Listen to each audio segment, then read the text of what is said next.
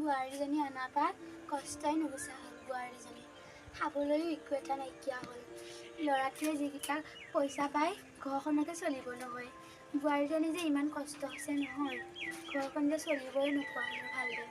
ল'ৰাটোৱে যিকেইটা পইচা পায় টনাটনিকৈ ঘৰখন চলেহে একেবাৰে। এতিয়া দুপৰীয়া সাজ খাবলৈ চাউল তাউল একোৱেই নাই। কি বনাওঁ?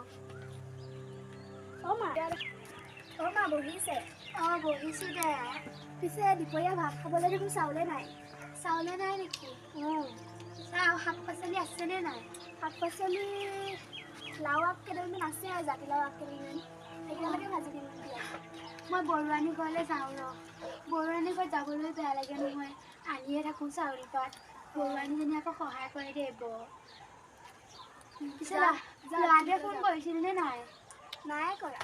হয় দে, তালৈ ফোন কৰিবলৈ বৰ বেয়া লগা হ'ল। পইচা যিকেইটা পাই ঘৰটো টনাটনিকৈ চলি